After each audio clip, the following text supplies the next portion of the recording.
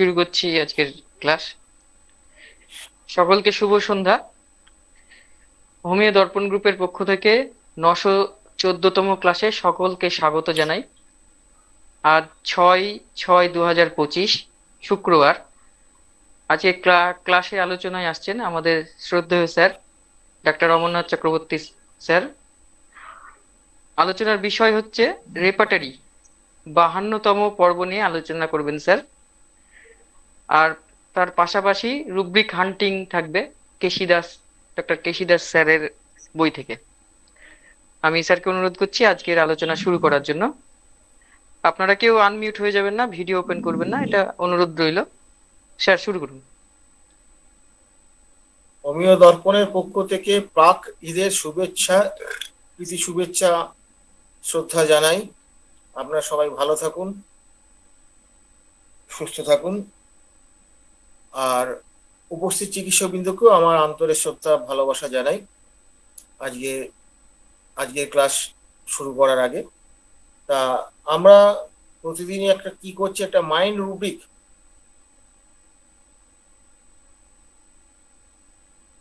প্রতিদিনই আমরা mind rubric আলোচনা করছি, একটা করে, বেশি করছি না। তা আস্তে আস্তে আমরা এগিয়ে যাচ্ছি ধীর গতিতে। তা আজকে যে রুব্রিকটা যেটা আছে, সেই রুব্রিকটা বড় আনকমন। সাধারণত আমরা এটাকে ধরি না। Cleansing to person or furniture.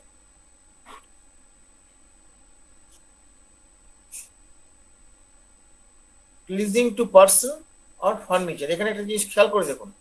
Person কিন্তু ব্যক্তি, জীবিত মানুষ, কিন্তু চেয়ারটা তো ব্যক্তি নয়। এই চেয়ারটার একটা তাৎপর্য আছে, সেটা পরে আসছে। ক্লিনজিং মানে জড়িয়ে ধরা, জড়িয়ে ধরা মানে সে তো অনেকে জড়িয়ে ধরে, ভাগ করা যেটা বলে। এই জড়িয়ে ধরাটা ওরকম জড়িয়ে ধরা না, খুব দৃঢ়ভাবে জড়িয়ে ধরা, মানে চেপে ধরা যাকে বলে। চেপে ধরা মানে ইয়ে করার জন্য না, কোনো কিছু ক্ষতি করার জন্য বা আদায় করার জন্য। হ্যাঁ, কি হলো? শোনা যাচ্ছে স্যার। রঘুনাথ ঘোষ স্যারের সমস্যা হচ্ছে হয়তো স্যার। স্যার কন্টিনিউ আচ্ছা, করুন, শোনা যাচ্ছে স্যার। তা এই যে জড়িয়ে ধরা বা চেপে ধরিয়ে ধরা, মানে খুব জোরদার, মানে আর কি এইরকম করে চেপে ধরা যাকে আর কি। এখন এই যে চেপে ধরার যে ব্যাপারটা আছে, কি চেপে ধরে না, এখানে সে কোনো পার্সনকে চেপে ধরে হ্যালো বা কোনো ডিপিন, শোনা ফার্নিচারকে যাচ্ছে ধরে। না কেন? আমি কি করে বলবো?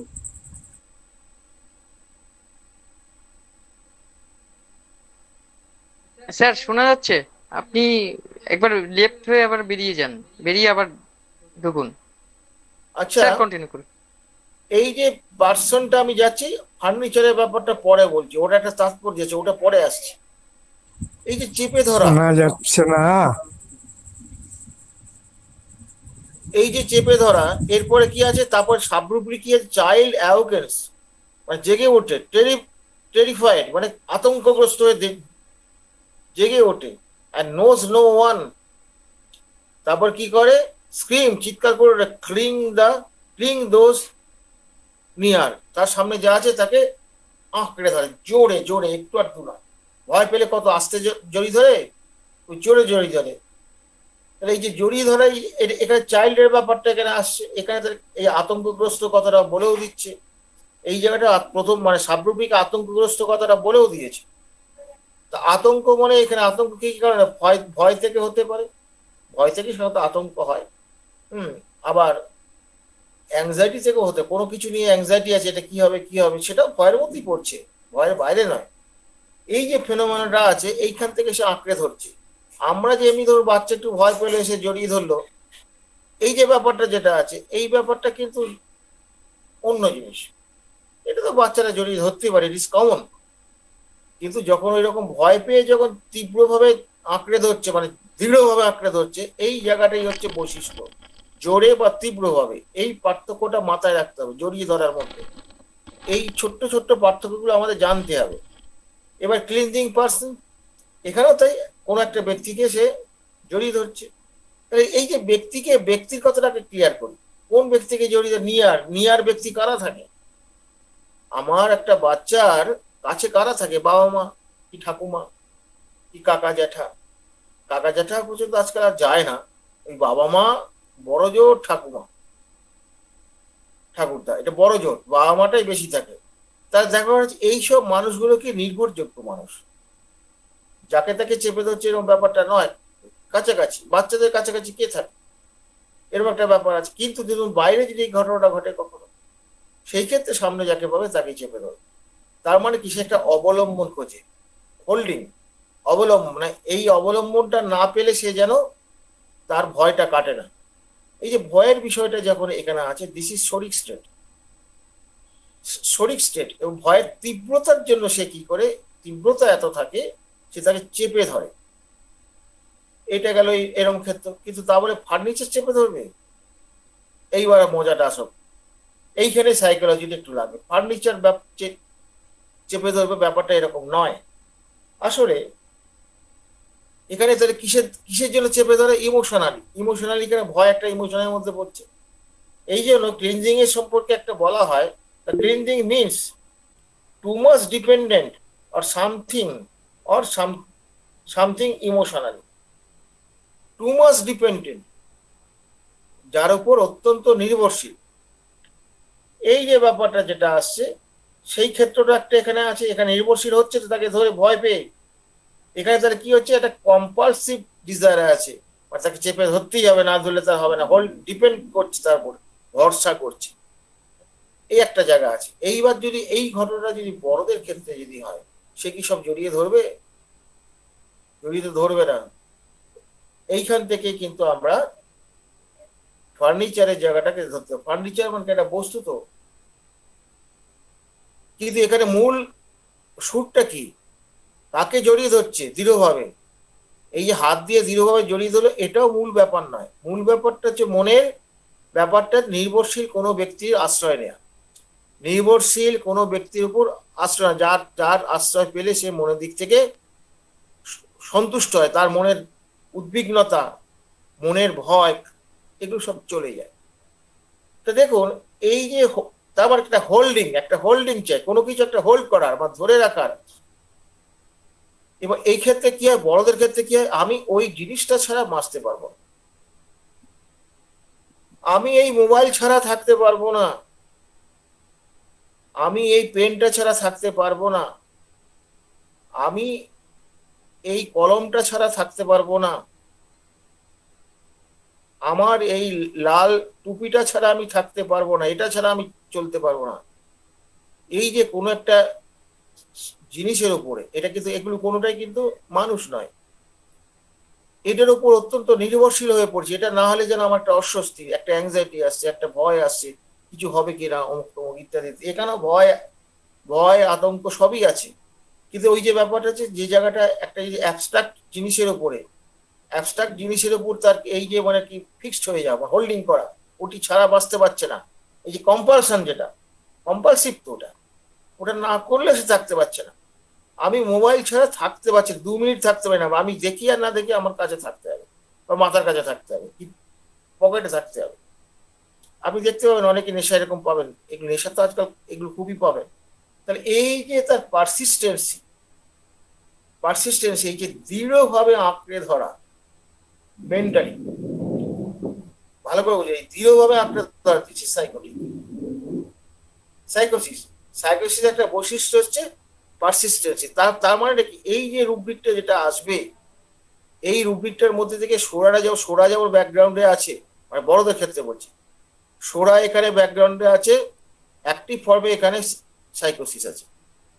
এই জন্য সেরকম এই দেখবেন ডিপেন্ডেন্ট অনেকগুলো ব্যাপারে, দেখবেন অনেকে দেখবেন এই টেবিলটা ছাড়াই পড়তে পারবো না, আমি এই টেবিলটা ছাড়া আমার পড়া হয় না। পেশেন্ট বলবে, আমার এই আলোটা না জানলে পড়া হয় না,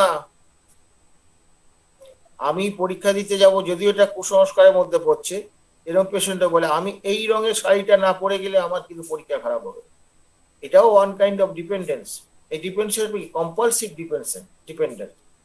এই যে কম্পালশন যখন থাকবে, দিস ইজ সাইকোটিক নেচার, যেটা আপনার প্র্যাকটিস অফ মেডিসিনে পড়েছে। ওসিডি পড়তে গিয়ে আপনি একটু জানেন, আমার থেকে যারা জুনিয়র ছেলে যারা সবে পাস টাস করে বেরিয়েছে, আমার থেকে অনেক বেশি তারা বলতে পারবে এই বিষয়ে।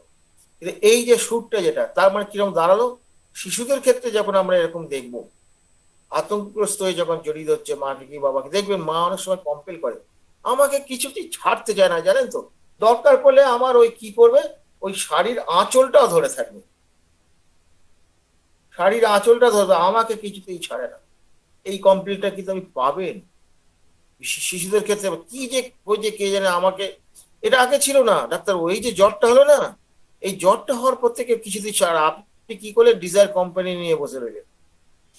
ডিজায়ার কোম্পানি এটা হতেই পারে, মাকে ছাড়ছে না, ডিজায়ার কোম্পানি নিশ্চয়ই হতে পারে, কিন্তু ডিজায়ার কোম্পানি হতেই পারে, কিন্তু আমাকে পাশাপাশি কি ভাবতে হবে, সত্যিটা ডিজায়ার কোম্পানি না, সে ওই ভয় থেকে করছে। এই ডিফারেন্সিয়েট করার, এই যে ভয় থেকে করছে না, এইগুলো হচ্ছে, এইগুলো চিনতে গেলে পরে মা পারেন, মা যদিও প্রশিক্ষিত নয় কিন্তু মা পারেন। আমাকেও বুঝে নিতে হবে তার মুখের মধ্যে অ্যাংজাইটির কোনো ছাপ আছে কিনা, অ্যাংজাইটি ফেসিস, সেটা খুব তীব্র অ্যাংজাইটি হলে এটা পাওয়া যায়, ছোটখাটো অ্যাংজাইটি হলে ওটা ধরা যায়। এই যে অবজারভেশন পাওয়ার, এই যে অ্যাবস্ট্রাক্ট অবজারভেশন বা বাংলায় বিমূর্ত পর্যবেক্ষণ, এইগুলো যদি আপনাদের ডেভেলপ না করে, আমরা কিন্তু ওই সব সময় চোখ থাকবে একটা একটা পয়সা দে দে বাবা, ওই ভিক্ষে করে বেড়াতে হবে। কোনটা ভিক্ষে করতে হবে, সিমটম ভিক্ষে করে বেড়াতে হবে। পেশেন্ট কবে দেবে, কবে আমি করব, পেশেন্ট তো বলার আগেও অনেক কিছু দিয়ে দেয়। আমাদের টাওয়ারে যদি না লাগে, আনরিচেবল হয়ে যায় যদি, তাহলে কি করবে, টাওয়ারটাকে উন্নতি করতে হবে। যেমন ধরুন কোম্পানিগুলো, মোবাইল কোম্পানিগুলো, তাদের তাদের পার্টি বেড়ে যাওয়ার জন্য, ক্লায়েন্ট বেড়ে যাওয়ার জন্য কি করছে, আস্তে আস্তে তাদের টাওয়ারগুলোকে ডেভেলপ করছে। ডেভেলপ না করলে তো গন্ডগোল হবে, আপনার তো ফোন যাবে না, আটকে যাবে। এখানেও আমাদের এই টাওয়ারের ডেভেলপমেন্টটা করা দরকার, এবং এই ক্ষেত্রে একটা অসন্তুষ্টি থাকা ভালো। সন্তুষ্ট হয়ে গেলে আপনি কিন্তু আর এগোতে পারবেন না। তো তাহলে দেখা যাচ্ছে কি, যে ছোটদের ক্ষেত্রে যে যেমন অনেকে আছে টর্চ ছাড়া আমি চলতে পারে না, অনেকেই আছে তার ওই ছোট ভাইটি বা দাদাটি ছাড়া চলতে পারে না। এখন ছোট ভাইটির সঙ্গে সে চলতে পারে না, ওইটাকে নিয়ে যায় কোনো জায়গায়, কি সে ভালোবাসা করবে, তার জন্য ছোট ভাইটাকে নিয়ে যায় মানে আর কি গার্ড হিসাবে, এটা তো হবে না, এটা তো এই রুব্রিকের মধ্যে আসবে না।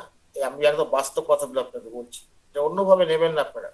সমাজে আপনি একটু দেখতে পান, আমি যেটা দেখতে পাই সেটাই আমি বললাম, কিন্তু এই বাচ্চাকে ছেড়ে আমি যেতে পারছি না, এই ডিপেন্ডেন্ট হয়ে যাচ্ছে। এইখানেও কিন্তু একটু জেনে নিতে হবে যে তার আর কোনো ভাই ছিল কিনা, আর কোনো বোন ছিল কিনা, বা তারা কেউ মারা গেছে বা তাদের বিয়ে টিয়ে হয়ে গেছে, এরকম ক্ষেত্রে যদি হয়, সেই ক্ষেত্রে কিন্তু তারা ডিপেন্ডেন্ট হতে পারে। তখন কিন্তু ব্যাপারটা, এই ডিপেন্ডেন্টের কারণটা কিন্তু ব্রিফ হয়ে যাবে। আমি আপনাদের কি বোঝাতে পেরেছি কিভাবে রেকর্ডিং গুলো করতে হয়? রেকর্ডিং করলেই ওখান থেকে সিমটম বেরিয়ে আসবে প্রশ্ন করতে করতে। এই ক্ষেত্রে কি হচ্ছে, বাচ্চাটা ছাড়া সে মেয়েটি বেরোতে চায় না। যদি তার প্রেমিকের সঙ্গে দেখা করার জন্য যদি সে বাচ্চাটাকে বডিগার্ড করে, তাহলে কি সেটা ইয়ে হবে? তাহলে কি সেটা আপনার এই রুব্রিক হবে, ক্লিনজিং হবে? ক্লিনজিং হবে না। এখানে কি করছে, চতুরতার আশ্রয় নিচ্ছে, এটা কোনো সিমটমই হবে না। আর ভালোবাসার জন্য চতুরতা একটু একটু করলে ওটা সিমটম ধরা যাবে না, এটা ধরা যাবে না, এটা স্বাভাবিক।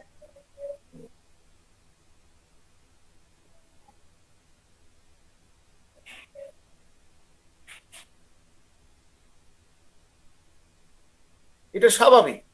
তাহলে দেখা গেল এবার যদি তাকে জিজ্ঞেস করে এরকম, তখন বলে আমার একটা ছোট ভাই, একটা ভাই ছিল আমার, সেই ভাইটা অ্যাক্সিডেন্টে মারা গেছে।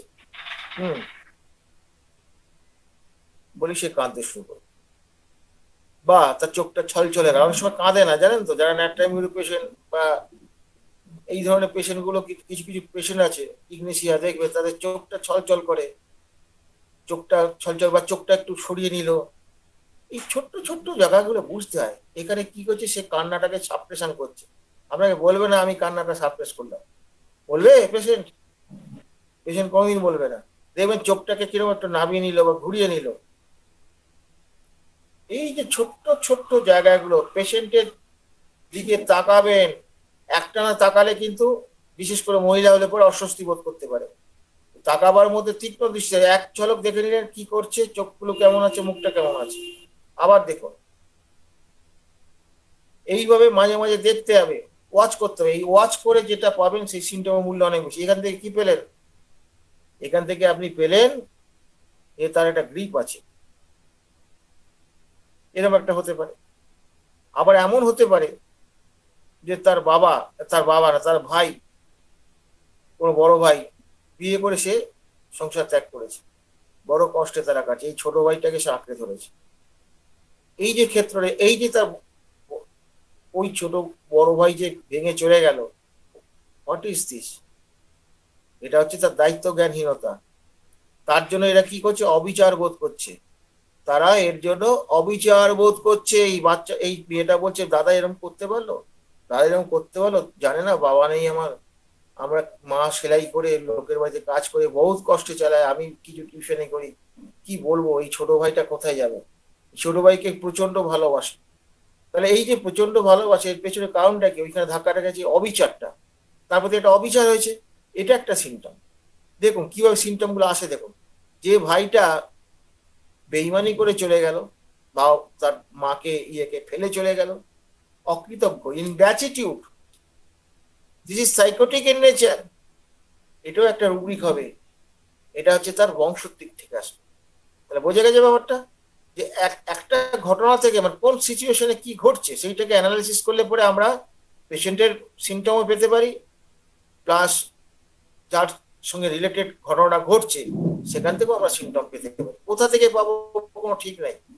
তাহলে আজকে আমি এই যে আলোচনাটা করলাম, এই আলোচনা আপনি দেখবেন অনেক বাচ্চা একটা পেন, জানেন তো, পেনটা তো কামড়ে কুমড়ে থোবড়া হয়ে গেছে, কিন্তু ওই পেনটা ছাড়া সে থাকবে না। তা চেম্বারে এসছে, তো চেম্বারে এসে দেখছি এই পেনটা ছাড়া থাকবে না। এর পেশেন্ট দেখা যায়, আপনি দেখবেন সে কিছুতেই ওটা ছাড়া থাকবে না। এই যে ডিপেন্ডেন্ট, আমি একটা বাচ্চার কথা আমার মনে পড়ছে, সে তার ঠাকুরদা কে এত ভালোবাসে, সে আমার চেম্বারে আসলেও তার ঠাকুরদা গাড়ি চালায়, গাড়ির আওয়াজ পেলে ছুটে চলে যাবে, দাদা দাদা করতে করতে গেট পর্যন্ত চলে গেল, আবার ফিরে চলে আসলো। তা তখন তার ইয়ে বলছে, ঠাকুরদা না, তার দাদু, আর দিদা বলছে আমি এত ভালোবাসি, এত কিছু কোলে পিঠে মানুষ করছি ঘুমোত গেটে, আমাকে চেনে না যখন ও থাকে, এরকম। তখন তার মার কাছেও যেতে চায় না, এরকম একটা ব্যাপার। এত ওকে পেলে কিচ্ছু চায় না জগতে। এটাও কিন্তু ডিপেন্ডেন্ট। এই যে এই যে কন্ডিশনটা, যেটা এই যে স্টেটটা, স্টেটটা এই স্টেটটা কিন্তু যখন এটা কম্পালসিভ হয়ে যাচ্ছে, না করে থাকতে পারছে না, না করে থাকতে পারছে না। যেমন বাসনটা ধুয়ে দিয়ে গেল, আরেকবার না ধুয়ে সে থাকতে পারছে না, this is compulsion, this is also compulsion. তাহলে দেখা গেল কি ছোট শিশুদের ক্ষেত্রে যেটা হচ্ছে সেটা মোর অরলেস কিন্তু শরিকের নেচার। আর বড়দের ক্ষেত্রে যখন এটা এই ফার্নিচারটাকে ধরে নিয়ে যখন ব্যাখ্যা করছি, যখন সবাই তো এরকম জড়িয়ে ধরবে না, যে ফার্নিচারটা নিয়ে যখন ভাবছি কোনো একটা জিনিসের প্রতি সে এত আকর্ষণ, সেটাকে ছাড়া সে থাকতে পারছে না, এই যে জায়গা ডিপেন্ডেন্ট হয়ে গেছে, ওটা ছাড়া থাকতে পারবে না। এই যে এটা ওয়ান কাইন্ড অফ অ্যাডিকশনের মধ্যে পড়ে যাচ্ছে, তো বাট ডেফিনেটলি এটা সাইকোটিক ইন নেচার। এবং দেখছেন আমি একটু দেখালাম এখানে যে এই আলোচনার মধ্যে থেকে কিভাবে সিমটম গুলোকে বার করে নিতে হয়, ছকে নিতে হয়। এইটা কিন্তু আমাদের একটু সতর্ক হতে হবে। পেশেন্ট আপনাকে গাইড করবে, আপনি মাঝে মাঝে একটু ছোট্ট করে টোকা মেরে দেবেন, ছোট্ট করে টোকা মেরে দেবেন, তাহলেই দেখবেন কাজ হয়ে গেছে। তা আজকে আমি এই রুব্রিকটা নিয়ে এইটুকু বললাম, এবং প্রথা অনুযায়ী এই রুব্রিকটা কারো বুঝতে অসুবিধা থাকলে আপনি বলতে পারেন, বা কেউ যদি অ্যাড করতে চান এই রুব্রিকটা নিয়ে আপনি করতে পারেন, করার পর আমার হান্ডিং এ চলে যাবে। আচ্ছা, ধন্যবাদ স্যারকে। আমাদের যতটুকু আলোচনা হলো এই রুব্রিকটি নিয়ে, কারো যদি কোনো প্রশ্ন থাকে, পার্থপ্রদীপ চৌধুরী স্যার আপনি কিছু বলুন এই রুব্রিকটার বিষয়ে, একটু যদি অ্যাড করেন। এটা এই চেপে ধরা বলতে দুটো কথা খুব মনে হলো। হচ্ছে যে যেরকম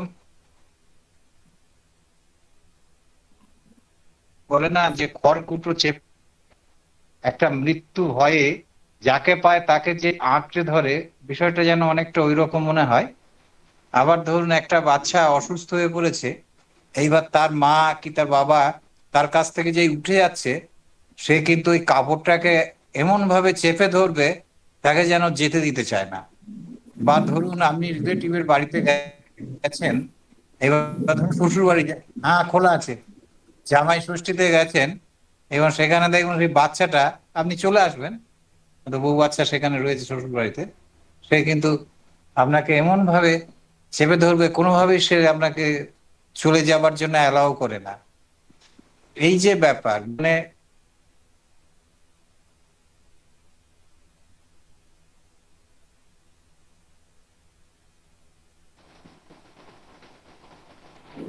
মোটা সোপানিটা খেয়াল করতে হবে আসলে কেন সে এটা করছে। এখন এখানে সেই অ্যাফেকশনেটের একটা কথায় আসে, সেইগুলোকেও বুঝতে হবে, বা কেন, বা পুরো একটা বিপদে পড়ে গিয়ে এই যে চেপে ধরাটা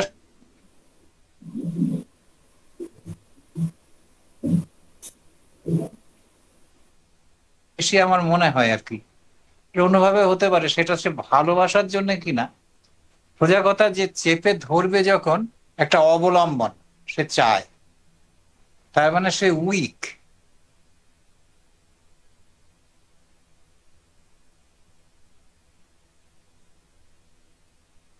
শুনি, আর কি কিছু বললে শুনি। আচ্ছা, কারো যদি কোনো প্রশ্ন থাকে এই রুব্রিকটি নিয়ে তাহলে আপনারা করুন।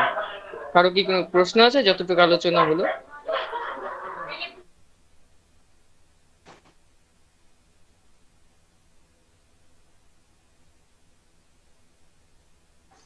যতটুকু আলোচনা হলো, কারো যদি কোনো প্রশ্ন থাকে আপনারা করুন, না হলে আমরা পরবর্তী সেশনে চলে যাব।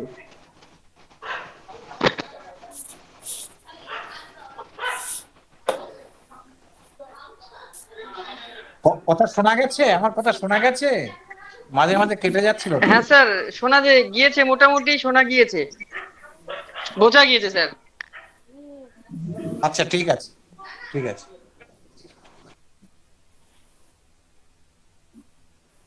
স্যার প্রশ্ন তো দেখতে পাচ্ছি না। ঠিক আছে, তাহলে ধরে নিচ্ছি যে সবাই পেরেছেন। এবার আমরা চলে আসবো রুব্রিক হান্টিং। আমার গুরু ডাক্তার কেশি দাস আমাদের করতেন কি, বিভিন্ন গল্প, গান, কবিতা, এইগুলো থেকে, এইগুলো একটা বলে বলতেন ইনার মিনিংটার উপর ধরে ইয়ে কর, বা বিশেষ করে মাইন্ডের ক্ষেত্রে তিনি এটা করতেন, এইভাবে তিনি শিখিয়েছেন আমাদের। এবং তিনি একটা বই লিখেছেন, সেই বই থেকে আমি আগে এটা কমপ্লিট করি, আগে গুরুর কমপ্লিট হবে, তারপরে আমি আমার নিজের তৈরি করে করে আমাকে দিতে হবে, কারণ অনেক কথা জড়িয়ে আছে, অনেক কথা। যেমন ধরুন, হুম, আপনি দেখতে পাবেন, এই যে ধরুন ফেসবুকে, ফেসবুকে আপনি দেখতে পাচ্ছেন, সেখানে কি বলছে, I am a simple person, অনেকেই বলে।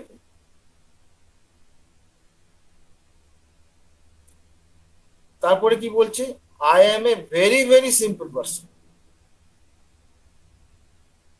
এবার বুঝতে ব্যাপারটা কিরকম, মানে আইডেন্টিফিকেশনটা অনেক গভীরভাবে সে করতে চাইছে। মানে লোকে হয়তো একবারে বিশ্বাস করবে না, দুবার তিনবার বললে পরে সে হয়তো বিশ্বাস করবে।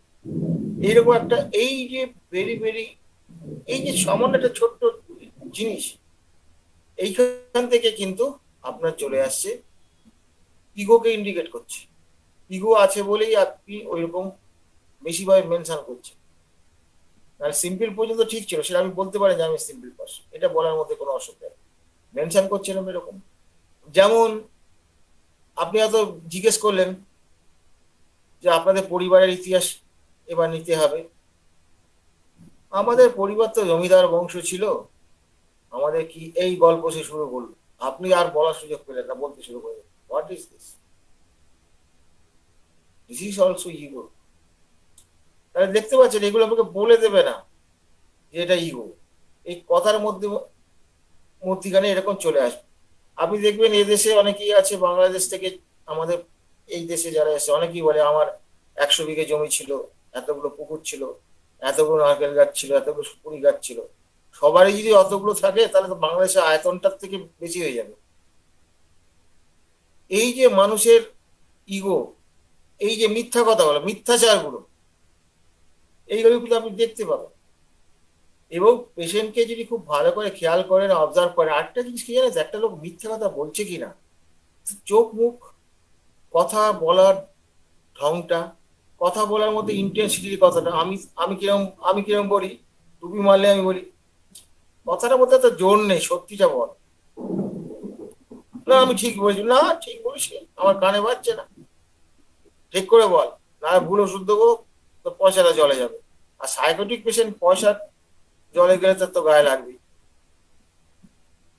তখন বলছি হ্যাঁ এই ব্যাপারে এই যে ছোট্ট ছোট্ট জায়গাগুলো বার করা, এই বার করাটাই হচ্ছে আর্ট। আপনি যদি এই আর্টটা না শিখতে পারেন, আপনি পণ্ডিত হবেন, বই লিখবেন, পুরস্কার পাবেন, গবেষক হবেন, কত কি কাণ্ড হবে আপনার, কিন্তু আপনি হোমিওপ্যাথ হতে পারবেন। হোমিওপ্যাথ হওয়া এত সোজা নয়। তার ফলে এই আজকে আমার সুব্রতর সঙ্গে একটু কথা হয়েছিল, সুব্রতকে দেখে মনে পড়লো ঘটনাটা। দেখুন, একটু একটু অন্য সাইডে চলে যাচ্ছি যদিও, তবে এটা রুব্রিক হান্টিং এর বাইরে নয় কিন্তু। তা একজন পেশেন্ট, তাকে থুজা দেয়া আছে, তা থুজাতে সে খুব ভালোই ছিল। প্রায় 3-4 মাস ধরে সে তার কোনো উন্নতি কিছু হচ্ছে না। এখন আমরা গুরু ডাক্তার তপন গাজীরা বলছি যে এরকম হলে চট করে কিন্তু রিপিটেশনটা করবি না, যদি পেশেন্টের ডিটেরিয়েশন না হয় করবি না, একটু ওয়েট কর, অনেক সময় দেখবি পরে কাজ করতে শুরু করে। এটা কেশিদাসও বলতেন এবং যে এই চ্যানেলেও সেটা বলেছে। তা আমি যেহেতু ডিটেরিয়েশন করছে না, আমি তাই চুপচাপ আছি। এই কয়েকদিন আগে আমার কাছে এসে বলছে না ডাক্তারবাবু কিছু হয় না, এবার একটা কিছু করুন, হ্যাঁ আর কোনো তো উন্নতি হচ্ছে না, যাওয়া বাদ তো হয়ে গেছে, অনেকদিন তো হয়ে গেল। ঠিক আছে, আমারও একটু একটু হাত যেন চুলকোতে শুরু করলো। তো আমি আবার জিজ্ঞেস করতে শুরু করলাম ঘুমটা কেমন, ঘুমের একটা ডিস্টার্বেন্স ছিল। না ঘুম তো এখন ভালোই হচ্ছে। বলে আর কিছু ঘুমের মধ্যে, ঘুমটা সুস্থভাবে হচ্ছে তো, সব ঠিকঠাক হচ্ছে তো, সকালে উঠে কেমন লাগছে? না সকালে উঠেও ভালো লাগছে। হ্যাঁ কালকে একটা আমি স্বপ্ন দেখছি। কি স্বপ্ন দেখেছে? না আমার বাবা বীরভূমে নার্সিংহোমে একটা জায়গায় ভর্তি আছে, ঠিক এই কথাটাই বলেছে আমার। তার বাড়ি কিন্তু কলকাতায়। বীরভূমে নার্সিংহোমে ভর্তি আছে, আমি খবর পেয়ে বেডে গিয়ে বাবাকে দেখতে পেলাম না। বাবাকে দেখলাম বাথরুমের ওখানে পড়ে আছে। তারপর ওই আয়াদের ডেকে ডেকে পরিষ্কার পরিচ্ছন্ন করিয়ে বাবাকে দিয়ে আসলাম। মানে বাবার মুখটা দেখতে পেয়েছেন? এগুলো এক্সপিরিয়েন্স থেকে এই কথাগুলো আসে আর কি আমার। না মুখটা আমি দেখতে পাই, বাবার মুখটা আমি দেখতে পাচ্ছি। বাবা মারা গেছে বেশ কয়েক বছর আগে। মানে বাবাকে নিয়ে কতটা আপনার আবেগ ছিল সেগুলো জিজ্ঞেস করলাম। বলে আবেগ তো ছিলই, তবে বয়স হয়েছিল, ভুগছিল, তো চলে গেছে, ভালোই হয়েছে। কি বুঝলেন? সে গ্রিপও পায় না। বলে ওইটা যে গ্রিপ ধরবো সেটাও নয়। এইবার কি হচ্ছে, এই যে পয়েন্টটা যেটা আমি পেলাম, তার বাবা অসুস্থ, ওইখানে ইয়ে হয়ে আছে, এই যে ছোট্ট জায়গাটা দেখো, এই যে ঘটনাটা যেটা, সে আমার বীরভূমে কোনোদিন বেড়াতে গেছিলেন? না না, বীরভূম কি করতে যাবো, এবার তারাপীঠ যাবো ভেবেছিলাম, কোনো কারণ, একটা বিশেষ কারণে যেতে পারে। দিস ইস, এই যে সিমটমটা যেটা, এটা হচ্ছে ড্রিমস অফ অ্যাবসার্ড। দেখুন, তার বাবা কবে মারা গেছে, তার বাবার বীরভূমে নার্সিংহোমে ভর্তি হবে কেন? সেটা কলকাতায় তার বাড়ি, কলকাতায় নার্সিংহোমে ভর্তি হতে পারে। এইটাই তো অ্যাবসার্ড। আর এই অ্যাবসার্ডটি, এই যে অ্যাবসার্ড যেটা, এটা থুজার একটা কিন্তু লক্ষণ। তাই দেখুন, এখানে রেপার্টরি নলেজ আমাকে কি করলো না, ইভালুয়েশন করতে সাহায্য করলো এবং আমাকে ওয়েট করতে শেখালো। ইভালুয়েশন না, ফলো আপে সাহায্য করলো। অ্যাজ ওয়েল অ্যাজ এই যে সিমটমটা, এই যে আমি কালেকশনটা করলাম, এই যে ড্রিমসটা, এই ড্রিমসটা কিন্তু আমাকে ওয়েট করতে সাহায্য করলো। তাহলে বুঝতে পারছেন, এই সিমটমটা কিন্তু আমি লিখে রাখলাম। এবার একটা প্রশ্ন আসতেই পারে যে নিউ সিমটম, আপনি এটাকে এইভাবে ধরলেন কেন? দেখুন, নিউ সিমটম একটা দুটো যদি আসে সেই ক্ষেত্রে অতটা আমরা গুরুত্ব দেই না। লটস যদি আসে, অনেকগুলো যদি আসে, তখন বুঝতে হবে ওষুধ সিলেকশন ভুল হয়েছে। কিন্তু এই যে আমি থুজা দিয়েছি, সেটাতে ল মেনটেন করে পেশেন্ট তো ভালো ছিল বহুদিন। ল মেনটেন করে, এমনি ভালো থাকার গল্প আমি বলছি না। যে ল মেনে চলে সে আবার পাল্টি খায় নাকি? আমাদের মতন লোক নাকি? আমরা যেমন এই ভালোতে এই পাল্টি খাই। নীতি কখনো কিন্তু বিট্রে করে না। মানে আমরা প্রত্যেক তরুণ শিক্ষার্থীদের কাছে একটা কথাই বলবো, অর্গানন করুন, নীতিভিত্তিক প্র্যাকটিস করুন। অনেক সৌন্দর্য, অনেক আনন্দের জিনিস আপনাদের কিন্তু দেখতে পাবে, চোখের সামনে ধরা পড়বে আপনার। তো ফলে একটু আমরা পিছিয়ে গেলাম, এটাও কিন্তু রুব্রিক হান্টিং এর বাইরে নয়। আমি জাস্ট বলতে চাইলাম যে আমি পরবর্তীকালে রুব্রিক এরকম দেব, আগে আমার স্যারকে পড়ি, তারপর তো যার কাছে শিখেছি, যার কাছে মানুষ হয়েছি। এটাও ঠিক, মানুষ হয়েছি মানে শুধু এই রুব্রিক এই রেপার্টারি শিখেছি বলে না, এ তো পার্থ আছে। এরকম দেবতুল্য মানুষ পাওয়া মুশকিল পৃথিবীতে, এরকম দেবতুল্য পাওয়া মুশকিল। হোমিওপ্যাথদের প্রত্যেকে এরকম দেবতুল্য হওয়া উচিত, কিন্তু আমরা পারি না। আমাদের অক্ষমতা আছে, কিন্তু উদাহরণ আমাদের সামনে কিন্তু উপস্থিত আছে। যাই হোক, কেশি দাসকে স্মরণ করে তাকে প্রণাম জানিয়ে এবার আমি আরম্ভ করছি রুব্রিক। যে কেউ অ্যান্সার দিতে পারে। দীপের একটু খেয়াল রাখবে বাবা। পায়ের আঙুলের খিঁচুনিতে কষ্ট পাচ্ছি, পায়ের আঙুলের খিঁচুনিতে কষ্ট পাচ্ছি, এর রুব্রিকটা কি হবে? কোথায় খুঁজবো আগে? এইগুলো আগে বুঝতে হবে।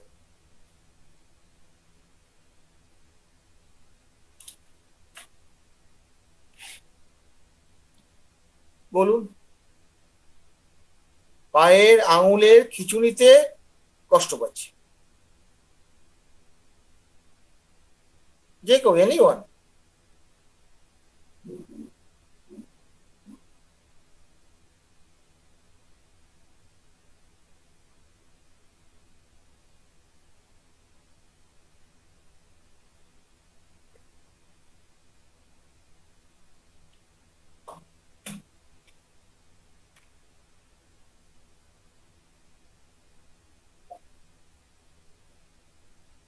কেউ বলতে পারবেন? হ্যাঁ স্যার, এটা এক্সটিভিটিসে পাবো। অ্যাকচুয়ালি কি পাবেন? এক্সট্রিমিসে কি, কোন জায়গায় পাবেন? এই যে খিঁচুনি, এর ইংরেজি কি হবে? ক্র্যাম স্টোজ। হ্যাঁ, থ্যাংক ইউ। কে বলছেন?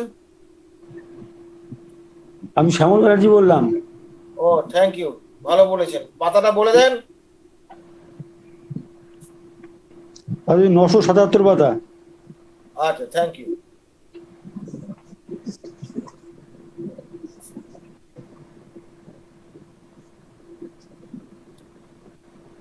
ঘাড়ে কতগুলো উদ্ভিদ উঠেছে? ঘাড়ে কতগুলো উদ্ভিদ উঠেছে? উদ্ভিদের ইংরেজি কি হবে? এটা জানতে হবে তো। উদ্ভিদের ইংরেজি কি? এটা জানলেই পারবেন। ইরাপশন। বলুন, আপনি বলতে পারবেন? ঘাড়ে কতগুলো উদ্ভিদ উঠেছে? Eruption cervical region. পাতা বলুন। 887 পাতা। আপনার কাছে কি বই আছে? হ্যাঁ, বই আছে। দেখছেন, আপনার মাপটা আমি কিন্তু ঠিক নিয়ে নিয়েছি এরই মধ্যে। আমাকে পাকিয়ে দেওয়া খুব মুশকিল আছে ভাই। ঠিক আছে, চেষ্টা করুন, পড়ুন। বুকে জামা কাপড় রাখতে পারি না। বলুন একজন। অনেকেই তো আছেন এখানে, বলুন। এটা খুব লাগে। বুকে জামা কাপড় রাখতে পারি না।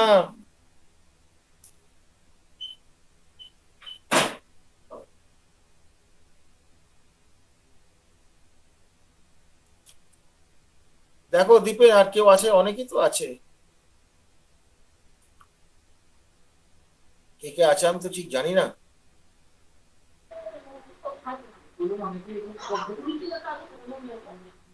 নতুন কেউ চেষ্টা করুন।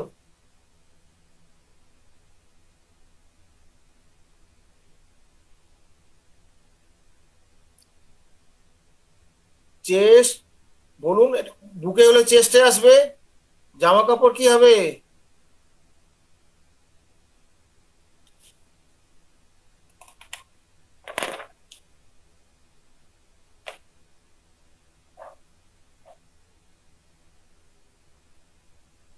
দীপেন তুমি বলতে পারবে?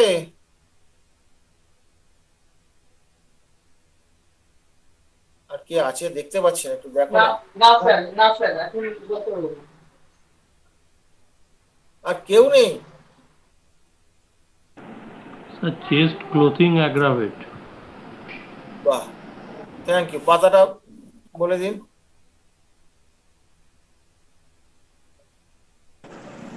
পাতাটা কত? 874। 74 আছে, আমার এখানে 24 আছে, হতে পারে ভুল। না না, আচ্ছা, 824 কেন্টের ওগুলো ভুল হয় না, 824 824, ও, 874 নয় এটা। ও, হ্যাঁ স্যার, না, ওর- 824 স্যার। হ্যাঁ, সাধারণত একটু মিস হয় না। এখন ব্যাপার হচ্ছে কোন পাবলিকেশনের ব্যাপার, তো প্রথম দিকে অনেক না না, না, স্যার, কেন্টের রেপার্টারির এটাই বিশেষত্ব, সে যে কোনো স্যার পাবলিশার্সের 824 আছে। ওই পেজ নাম্বার ঠিকই থাকে যে কোনো পাবলিশার্স। আচ্ছা, বিয়ার বিয়ার খাবার পর আর ঘুম হতে চায় না। বিয়ার খাবার পর আর ঘুম হতে চায় না, এটা কোথায় পাবো?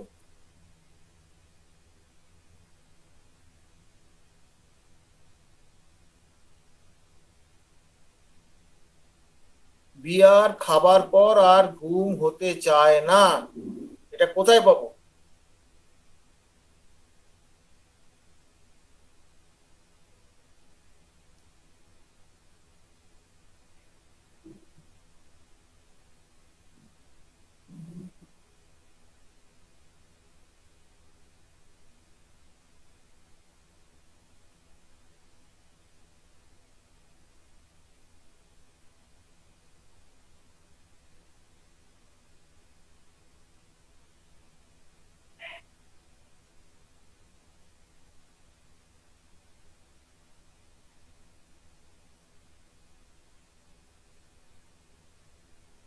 কে বলবে?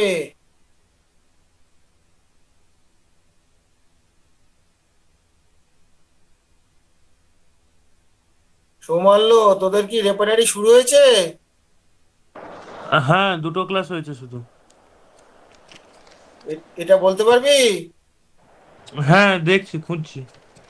হ্যাঁ বল বল, তোদেরই তো ভরসা আমার, বল। পার্থ, এই ছেলেটা আমাদের কলেজে ভর্তি হয়েছে রে, সুব্রতর ছেলে। তাই? সুব্রত ছেলে? হ্যাঁ, বিএইচএমএস আচ্ছা আচ্ছা, কোন ইয়ার? First year year। কোথায়? First year? হ্যাঁ হ্যাঁ, ফার্স্ট ইয়ারের রেপার্টারি পড়ায় নাকি? হ্যাঁ, নতুন সিবিডিসি রুলে ফার্স্ট ইয়ার থেকেই আছে। ও আচ্ছা আচ্ছা, বাহ, আমাদের কৃষি ভালো। বুঝলি পার্থ, কতজন কৃষি হয়েছে দাস আমাদের ফার্স্ট ইয়ারে? বাঁচিয়ে দিয়েছেন। হ্যাঁ, কতজন ফার্স্ট ইয়ারে ভর্তি হয়েছে পিসিএম? 31 জন। 31 জন। 31? হ্যাঁ হ্যাঁ হ্যাঁ। আচ্ছা আচ্ছা। আর শোন পার্থ, আমাদের ডিএমএস এ এই রেপার্টারি ছিল না, কৃষি দাস আমাদের বাঁচিয়ে দিয়েছেন। তাই তো, আমাদের নাহলে তো আমাদের সিলেবাসে কপালে দুঃখ রেপার্টারি ছিল। ছিল না। হ্যাঁ, ও বাঁচান বেঁচে গেছি, প্রথমে ভর্তি হয়েছিলাম বলে। বল, তুই কোথায় খুঁজবি আগে বল বেটা। ওই স্লিপেই খুঁজবো। এই তো বাবা গন্ডগোল, বাবা স্লিপে খুঁজলে হবে বাবা? ও স্লিপটা তো ফল, আচ্ছা। স্লিপটা ফল না, না তোর লজ্জা পাওয়ার কিছু নেই বাবা, তোর বয়সে আমরা এর থেকে কম জানতাম। স্লিপটা হচ্ছে ফল, হ্যাঁ তাহলে কারণটা কি? বিয়ার তো। হ্যাঁ হ্যাঁ হ্যাঁ। বিয়ারে তাকে এই ঘটনাটা ঘটি, তাহলে বিয়ারের দ্বারা বৃদ্ধি হয়েছে। এই যে কোনো কিছু যদি বৃদ্ধি হয় ফুড খেয়ে, সেটা কোথায় পাবো? ফুডটা কোন আন্ডারে পড়ে? স্টোমা ওটা ডিজায়ার অ্যাভারশনটা মোটামুটি স্টমাকে পড়ে। হ্যাঁ আর স্টোমাক ওঠে। হুম। ডিসঅর্ডারও ওখানে আছে, স্টমাকে পড়ে। আরেকটা জায়গায় কোথায় পাবো? ফুড অ্যাগ্রাভেশন গুলো কোথায় পাবো বাবা?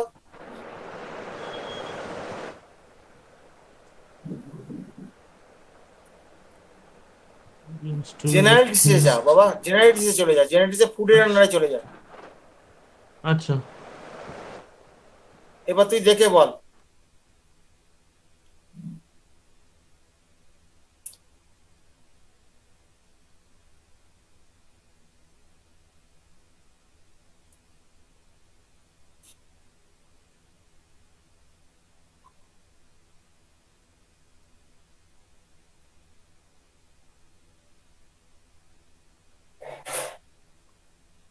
পেয়েছিস? হ্যাঁ দেখছি। বাঁদিকের পাতায় আছে।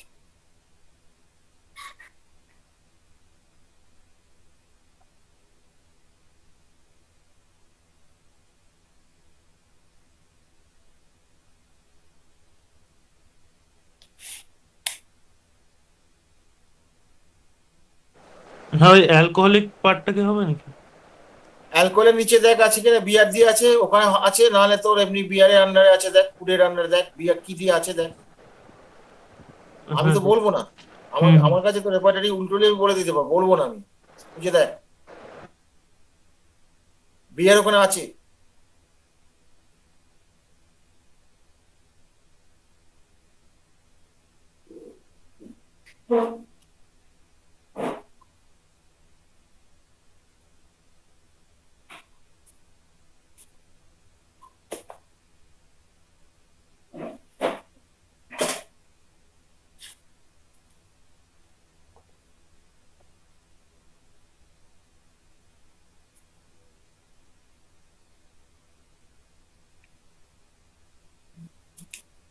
পেয়েছিস? না বিয়ারটা খুঁজে পাচ্ছি না তো, দেখছি তো। ফুডের আন্ডারে যা, ফুডের আন্ডারে যা। আচ্ছা ফুড। বাঁদিকে বললাম না, একবার বললাম না বাঁদিকের পাতায় আছে, বললাম তো আমি। হ্যাঁ হ্যাঁ। পেয়েছিস? Construction genetics convince. ফুড। হ্যাঁ হ্যাঁ ইটিং ইটিং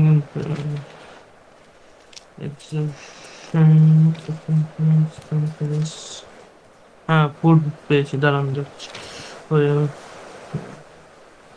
বিয়ার হুম। পেয়েছিস? হ্যাঁ ওটা খুঁজছি দাঁড়ান হয়ে গেল। জেনেটিক্স ফুডের জেনারেলিসে ফুড আগে হ্যাঁ যা। ফুড বার করেছি হ্যাঁ। ফুড বার করে দেখ ওখানে বিয়ার আছে। ফুড বেকন বিনস হ্যাঁ বিয়ার পেয়েছি। পেয়েছিস? তা আর হ্যাঁ ভুলবি না তুই, হ্যাঁ হ্যাঁ। আর ভুল হবে না তোর। কত পাতা বল? ওই 1362। হ্যাঁ ঠিক আছে, এই বাংলায় বলা একটু অভ্যেস কর। হ্যাঁ 1352। আচ্ছা এটা গেল, যাকে তোকে পেয়ে গেছি আমি। এবার তোকে দেখ কেন খাটাই দেখবি। এইবার চুপ কর, এবার অন্যকে ধরবো। এরপরে কি বলছে? এরপর বলছে পায়ের তিলগুলো চুলকায়।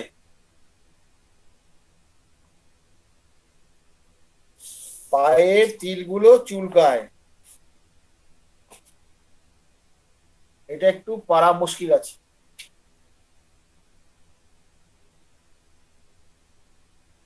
তিলের ইংরেজিটা জানতে হবে, না জানলে খুঁজেই পাবে না।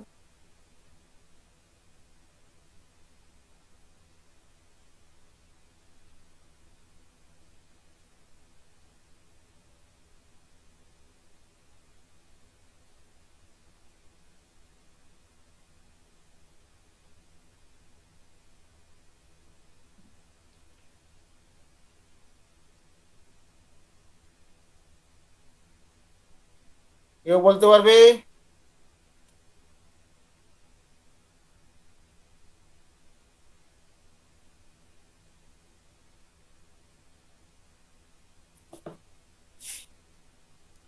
পায়ের তিলগুলো চুলকায়, এটা বিভ্রান্ত হওয়ার চান্স খুব আছে, একটু পাকা না হলে বলতে পারবে না।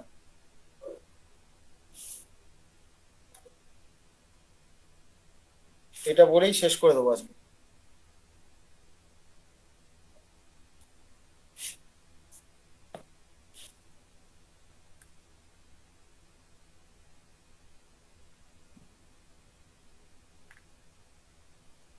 কে বলবে? পায়ের তিলগুলো চুলকায়।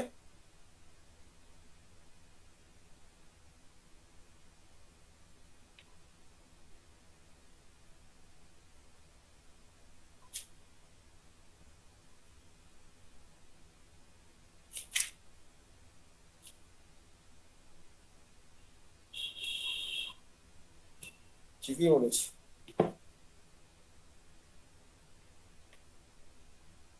কে বলবে? পীযূষ,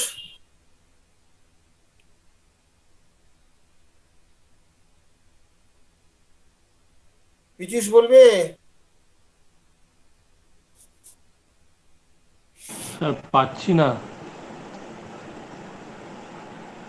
এটা আটকে যাবে আমি জানি। ব্যাপার আছে কি জানো তো, এই যে পায়ের তিলগুলো চুলকায়, আচ্ছা এবার তিলের ইংরেজিটা বলো দেখিনি, তারপর যাচ্ছি। মোল, মোল। মোল, থ্যাংক ইউ। এই মোলটা কিন্তু আমরা কোথায় খুঁজতে যাব? খুঁজতে যাবো তো পায়ের বলেছে, এক্সট্রিমিটিস খুঁজতে যাব, ওখানে মোল নেই। এই হচ্ছে সমস্যা। যখন এক্সট্রিমিটিস আমি যখন পাচ্ছি না, কোনো জিনিস যখন আমার পার্টিকুলার পার্টে পাচ্ছি না, তখন কেন্টের শিক্ষাটা কি? জেনারেল পার্টে চলে যেতে হবে। জেনারেল পার্টে গেলে পরে আমরা কি পাবো? স্কিনের আন্ডারে চলে যাব। স্কিন জেনারেল সিমটম, স্কিনের আন্ডারে মোল বলে একটা আছে, ওটা বাঁ দিকের পাতায় আছে। এই যে মোল আছে, ওই মোলের তলায় যেটা বলা আছে, ওখানে সুজা একটাই মেডিসিন দেওয়া আছে। ওখানে শুধু চুলকুনোর কথাটা বলা নেই, এখানে শুধু চুলকানোর কথাটা বলা নেই, তার সঙ্গে আরেকটা কথা বলা আছে, ইচিং অ্যান্ড স্টিংিং।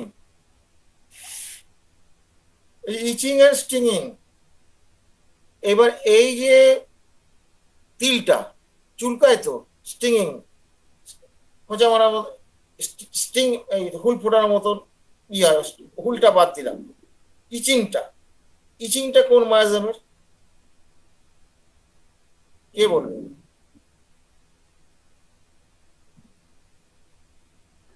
স্যার শরিক। শরিক। এখানে একটা ইয়ে ইয়ে তৈরি হয়েছে, তিল তৈরি হয়েছে, এক্সট্রা গ্রোথ তৈরি হয়েছে, তাহলে এটা কি? দুটো মিলে কি হলো? সাইকোটিক। সাইকোটিক হলো। তাহলে কি হলো? এটা কি? এটা তাহলে মিশ্র সিমটম, সোরা সাইকোটিক কম্বিনেশন। ঠিক আছে, পরিষ্কার হয়েছে জায়গাটা? এই মিক্স মাইজম গুলো এইভাবে আমাদের ধরতে হয়, এই মিক্স মাইজম গুলো এইভাবে ধরতে হয়। এবং যখন ওষুধ দেয়া হবে যখন, তখন কিন্তু আমাদের ওষুধ দেওয়ার পর যে পরিবর্তনগুলো হবে, সেখানে মায়াজমেটিক জায়গাগুলো আমাদের খেয়াল করতে হয় কিভাবে হচ্ছে। এখন আমাদের একটা ভুল ধারণা হয়ে আছে যে আমাদের আঁচিল মানে সেই কি বলবো, আঁচিল মানেই হচ্ছে থুজা, নাইট্রিক অ্যাসিড, এই ধরনের কিছু কিছু ওষুধ আছে আমরা যেগুলো দেওয়ার জন্য ব্যস্ত হয়ে পড়ি। নাক্স ভূমিকাতেও তো আমি দেখেছি আঁচিল ছাড়তে দেখেছি, সালফারে তো অজস্র ছাড়তে দেখেছি, কার্সিনোসিনে তো অজস্র ছাড়তে দেখেছি, অজস্র। নাক্স ভূমিকার সাথে একটাই সেরেছে আমার লাইফে, 40 বছর বেঁচে আছি বলে এটা দেখতে হয়েছি, নাহলে তো দেখতে পেতাম না। তাই তার মানেটা কি? আমাদের ওষুধটা যে দিতে হবে, টোটালিটি করে দিতে হবে, সম্পূর্ণ রোগীলিপি করে যেটা আসবে সেটা দিতে হবে, উল্টো পাল্টা দিলে কাজ হবে না। তা আজকে আমার এই পর্যন্ত আলোচনা হলো, যেটুকু আলোচনা হলো এটার উপরে কারো প্রশ্ন থাকলে প্রশ্ন করতে পারেন। দীপেন বাবা, তুমি একটু দেখো কারো কোনো প্রশ্ন আছে কিনা।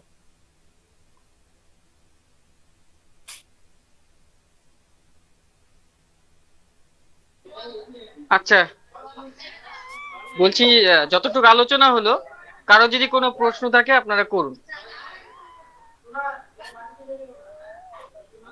কারো কি কোনো প্রশ্ন আছে? জি গ্রুপে উপস্থিত সকল স্যারদের প্রতি রইল আমার নমস্কার। আমি আসলে কোনো প্রশ্ন করার জন্য হ্যান্ড রাইজ করিনি। শ্রদ্ধেয় ডাক্তার অমরনাথ স্যারকে কৃতজ্ঞতা জ্ঞাপনের নিমিত্তে আমি হ্যান্ড রাইজ করেছি। আমি আজকে এই গ্রুপে প্রথম জয়েন করলাম। আমি আছি গ্রুপে, মূলত জয়েন করা হয় না। আর স্যারের মোটামুটি লেকচারগুলো বিভিন্নভাবে আমি শুনে থাকি, লেখাগুলো লিখে থাকি। তো সব থেকে বৃহৎ বিষয় যে এই যে স্যার রেপার্টরিকে মায়াজমের আন্ডারে এবং বিশুদ্ধ ক্লাসিক্যাল হোমিওপ্যাথির আন্ডারে যে এত সুন্দর সাবলীলভাবে রোগীর ভাষ্যগুলোকে বোঝার নিমিত্তে এত সুন্দরভাবে ব্যাখ্যা করে বিভিন্নভাবে আমাদের উপস্থাপন করলেন, এটা আসলে দীর্ঘ অভিজ্ঞতা ব্যতীত আমাদের মতো নতুনদের দ্বারাই কখনোই সম্ভব নয়। এজন্য স্যারের প্রতি শেষ কৃতজ্ঞতা। এবং স্যার বরাবরই নবীনদের জন্য হোমিওপ্যাথি নিয়ে, বিশেষ করে বিশুদ্ধ ক্লাসিক্যাল হোমিওপ্যাথি নিয়ে যা করেন এবং করে যাচ্ছেন, এজন্য নবীন এবং আগামীর হোমিওপ্যাথ স্যারের কাছে ঋণী। স্যার এভাবেই আমাদের শেখাবেন এবং আমরাও চেষ্টা করব যে বিশুদ্ধ ক্লাসিক্যাল হোমিওপ্যাথি অর্গানন মেনেই সেটাকে আত্মস্থ করা।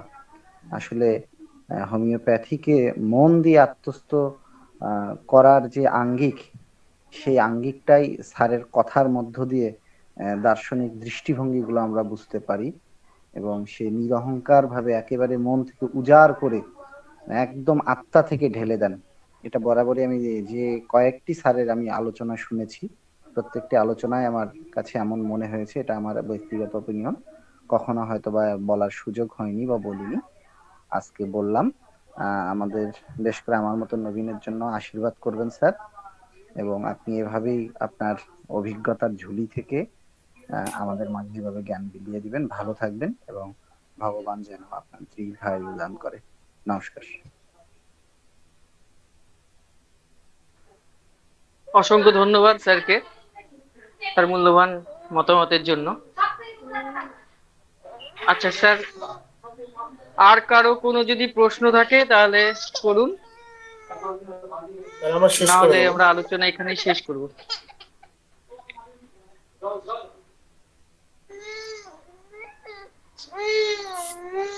স্যার আপনি শেষ করে দেন। হ্যাঁ, ঠিক আছে। সবাইকে আন্তরিক প্রীতি শুভেচ্ছা জানাই, শুভরাত্রি জানিয়ে আজকের আমি আলোচনা শেষ করলাম। ধন্যবাদ।